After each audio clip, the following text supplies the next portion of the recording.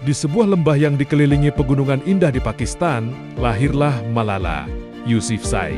Sejak kecil, ia sudah menunjukkan rasa ingin tahu yang tak biasa.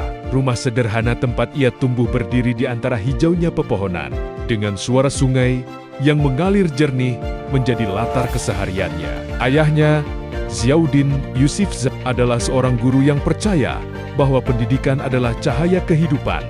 Di ruang tamu kecil mereka, buku-buku berjajar meskipun raknya sederhana. Malala sering duduk di dekat jendela, memegang buku dengan kedua tangannya yang mungil, tenggelam dalam bacaan, sementara cahaya matahari sore masuk menyoroti wajah polosnya.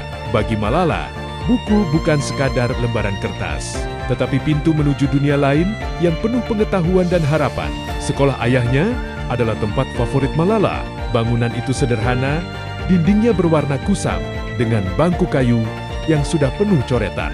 Namun, suasana di dalam kelas selalu hidup. Malala sering duduk di bangku depan, penuh semangat mengangkat tangan setiap kali guru bertanya. Ia tidak pernah malu untuk berbicara, bahkan ketika Tuman Temonia ragu. Suaranya kecil, tetapi penuh keyakinan. Ketika menulis di papan tulis, senyum cerahnya memancarkan energi yang membuat Mantemonia ikut termotivasi. Bagi Malala, kelas itu bukan sekadar ruang belajar, melainkan ruang impian di mana setiap kata dan angka yang ditulis membawa harapan untuk masa depan. Di luar jam sekolah, Malala sering menemani ibunya ke pasar tradisional. Suasana pasar selalu ramai, penuh warna-warni kain, buah segar, dan aroma rempah. Malala berjalan sambil menggenggam tangan ibunya, memperhatikan wajah-wajah orang di sekitarnya dengan penuh rasa ingin tahu. Ia belajar banyak dari kehidupan sehari-hari, dari para pedagang yang bekerja keras hingga anak-anak kecil yang membantu orang tua mereka. Di tengah kesederhanaan itu, Malala merasakan kebahagiaan. Ia tumbuh sebagai gadis ceria, penuh senyum, tanpa menyadari bahwa sebentar lagi bayang-bayang ketakutan akan merenggut ketenangan lembah tempat ia dilahirkan.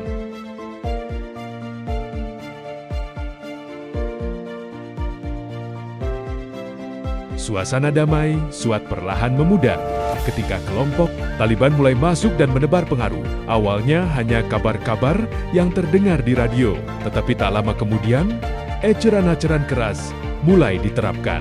Mereka menutup sekolah-sekolah perempuan, merusak papan nama, dan mengancam para guru.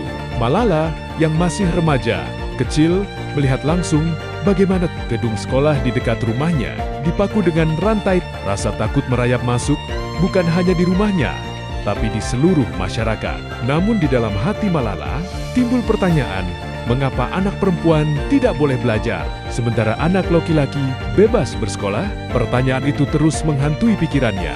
Banyak teman sekelas Malala yang akhirnya berhenti datang ke sekolah. Beberapa orang tua melarang anak-anak perempuan mereka keluar rumah. Namun Malala tetap melangkah. Setiap pagi, membawa buku di tangannya. Ia tahu ada bahaya, tetapi hatinya lebih takut kehilangan kesempatan belajar dibandingkan kehilangan rasa aman. Di jalan menuju sekolah, pandangan orang-orang bercampur. Ada yang kagum, ada yang khawatir. Malala berjalan dengan langkah kecil tapi penuh keberanian. Seakan setiap tapaknya adalah perlawanan terhadap kegelapan yang ingin menelan masa depan. Di rumah, ayahnya sering berbicara dengan suara lantang tentang pentingnya melawan ketakutan. Pendidikan adalah hak, bukan hadiah, kata Ziauddin suatu malam ketika mereka duduk di ruang tamu yang hanya diterangi lampu minyak. Malala mendengarkan dengan serius, menyerap setiap kata ayahnya. Ia tahu kata-kata itu berbahaya jika terdengar oleh orang yang salah, tetapi kata-kata itu pula yang menyalakan api di hatinya. Dari ayahnya, Malala belajar bahwa diam sama dengan menyerah, dan ia tidak ingin menyerah begitu saja.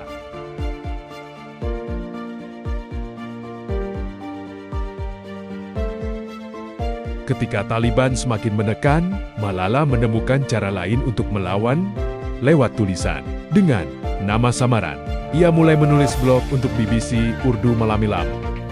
ia habiskan di sudut kamar, menulis dengan pensil kecil dan cahaya lampu minyak yang berkelip. Di sana, ia mencurahkan ketakutannya tentang jalan ke sekolah yang penuh bahaya, teman-teman yang berhenti belajar, dan perasaan seolah dunia sedang menutup pintu untuk anak perempuan.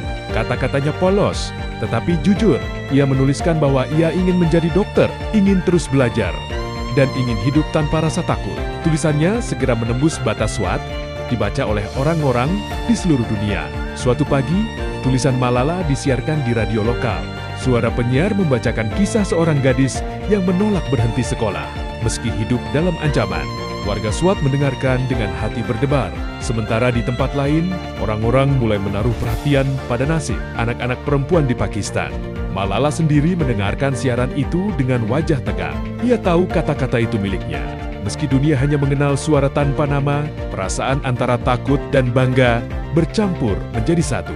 Di rumah, ayahnya memberi dukungan. Ia tahu tulisan Malala berbahaya, namun juga penting. "Kamu sudah menjadi suara bagi yang tak bisa bicara," ujarnya. Malala menunduk, tetapi dalam hatinya, ia merasa kuat. Ia menyadari suaranya yang kecil bisa membawa perubahan besar. Malam itu, sambil memeluk buku di dadanya, ia berjanji pada dirinya sendiri. Ia tidak akan berhenti menulis, tidak akan berhenti berbicara, dan tidak akan berhenti belajar apapun yang terjadi.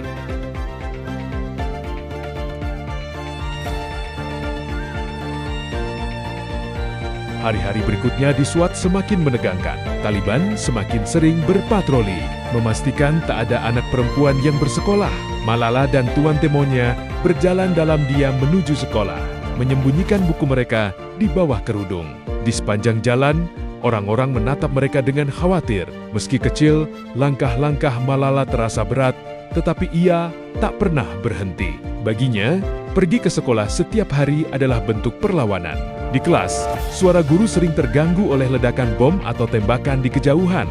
Anak-anak terdiam setiap kali suara itu terdengar. Beberapa menunduk ketakutan. Namun, Malala tetap menulis dengan tenang, berusaha menunjukkan bahwa ia tidak takut. Ia tahu setiap kalimat yang ia tulis adalah bentuk keberanian.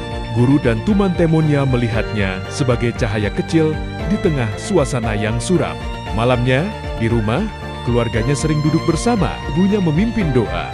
Ayahnya berbicara tentang masa depan Pakistan, dan Malala mendengarkan dengan hati yang bergetar. Suasana hening, hanya suara jangkrik dan derak kayu yang menemani.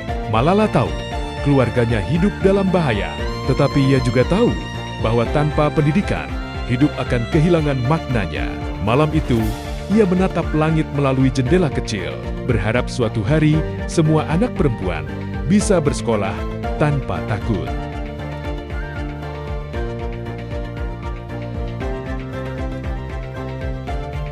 Tanggal 9 Oktober tahun 2012, Malala naik bus sekolah kecil berwarna hijau bersama teman-temannya. Mereka bercanda, tertawa, dan saling bercerita tentang pelajaran hari itu.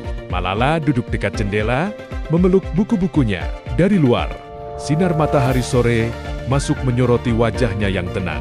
Tak ada yang menyangka, dalam beberapa menit ke depan, hidup mereka akan berubah selamanya. Bus itu berhenti mendadak. Seorang pria bersenjata masuk, menatap tajam, dan bertanya dengan suara dingin, "Siapa Malala?" Suasana langsung membeku. Anak-anak terdiam. Sebagian menunduk ketakutan. Dalam sekejap, tragedi terjadi. Malala ditembak. Tubuh kecilnya terkulai. Buku yang ia genggam terjatuh. Jeritan teman-temannya menggema di dalam bus, mengoyak keheningan lembah SWAT. Bus segera melaju ke rumah sakit terdekat. Di dalamnya, teman-teman Malala menangis. Sementara sopir berusaha secepat mungkin menyelamatkan nyawanya. Di rumah sakit kecil itu, dokter berjuang dengan peralatan seadanya. Kabar penembakan menyebar cepat, mengguncang Pakistan dan dunia. Malala yang tak sadar menjadi simbol seorang gadis kecil yang berani menantang tirani, kini terbaring di ambang hidup dan mati.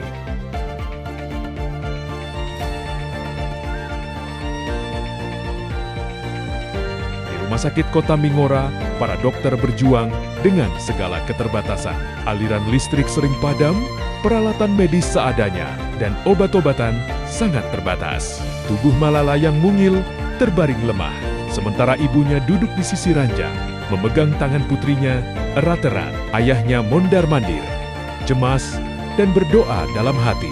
Di luar rumah sakit, orang-orang berkerumun, tak percaya.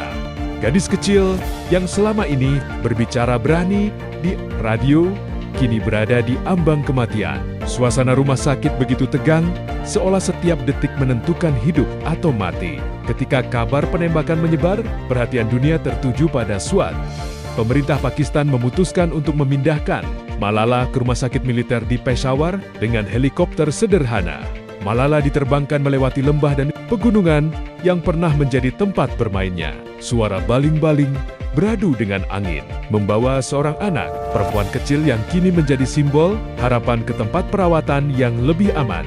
Semua orang menahan napas. Akankah ia selamat di rumah sakit militer? Dokter memutuskan untuk merujuk Malala ke luar negeri demi perawatan lebih lanjut. Pilihan jatuh pada Birmingham, Inggris. Keputusan itu membawa duka sekaligus harapan. Duka karena Malala harus jauh dari tanah kelahirannya. Harapan karena mungkin di sanalah nyawanya bisa terselamatkan. Ayahnya berdiri lama di samping ranjang putrinya, menatap wajah Malala yang tak bergerak dengan suara serak. Ia berbisik, "Kamu harus bertahan, anakku. Dunia menunggumu."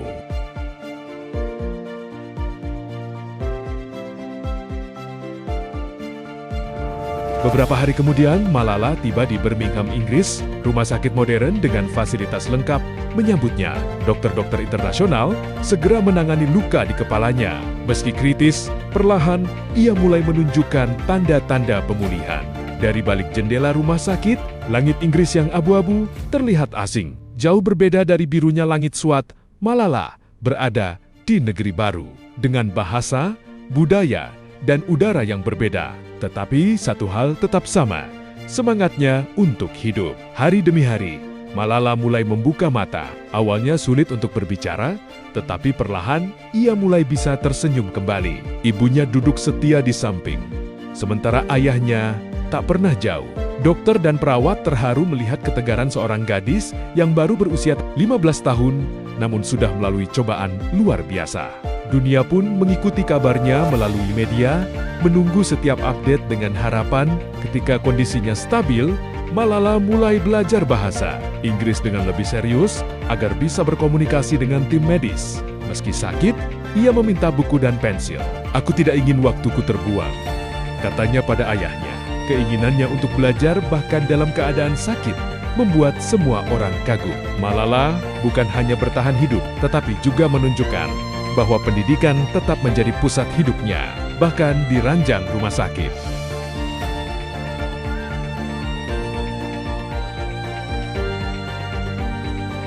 Setelah pulih, Malala mulai muncul di media internasional. Wajahnya yang penuh luka menjadi simbol perlawanan terhadap penindasan. Ia diwawancarai oleh jurnalis dari berbagai negara. Dalam setiap wawancara, suaranya tenang namun penuh kekuatan. "Saya ditembak bukan karena salah, tetapi karena memperjuangkan hak untuk belajar," katanya. Dunia terdiam mendengar kata-kata dari seorang remaja yang begitu berani. Malala kemudian mulai berbicara di forum-forum pendidikan global. Dari aula sekolah hingga panggung PBB, ia menyampaikan pesan sederhana namun kuat. Pendidikan adalah hak semua anak. Setiap kali ia berdiri di mimbar, sorotan lampu tertuju padanya. Sementara audiens terdiam menyimak. Tidak ada yang melihatnya hanya sebagai korban penembakan, melainkan sebagai suara jutaan anak perempuan yang selama ini dibungkam. Seiring berjalannya waktu, Malala menulis buku berjudul I Am Malala, menceritakan kisah hidupnya. Buku itu menjadi bestseller dan menginspirasi jutaan orang. Ia tak hanya dikenal sebagai gadis dari Swat, tetapi sebagai simbol global untuk hak pendidikan. Meski jauh dari kampung halaman, ia membawa semangat lembah Swat dalam setiap kata yang ditulisnya, setiap kalimat yang diucapkannya.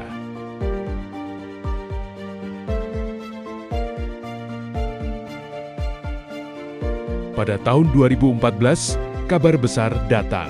Malala dianugerahi hadiah Nobel Perdamaian bersama Kailash Satyarthi. Dari India, ia menjadi penerima Nobel termuda dalam sejarah. Ketika namanya diumumkan, Malala terdiam sejenak, lalu menitikkan air mata. Baginya, Penghargaan itu bukan hanya milik dirinya, tetapi milik semua anak perempuan yang pernah dilarang belajar. Dunia menyambutnya dengan tepuk tangan meriah. Upacara penganugerahan di Oslo menjadi momen bersejarah. Malala berdiri di panggung dengan gaun tradisional Pakistan yang sederhana, memegang medali Nobel di tangannya. Suaranya lantang saat menyampaikan pidato. Ia menyerukan agar dunia bersatu melawan kebodohan, kemiskinan, dan diskriminasi. Ruangan hening. Semua mata tertuju pada gadis yang dulu ditembak karena ingin bersekolah. Kini berdiri sebagai simbol keberanian dunia. Setelah menerima Nobel, Malala menegaskan bahwa perjuangannya belum selesai. Ia mendirikan Malala Fund, sebuah organisasi yang mendukung pendidikan anak-anak perempuan di seluruh dunia. Dari Nigeria hingga Suriah, dari Brasil hingga Afghanistan, namanya menjadi cahaya harapan. Malala tidak lagi hanya berbicara untuk Pakistan, tetapi untuk seluruh dunia.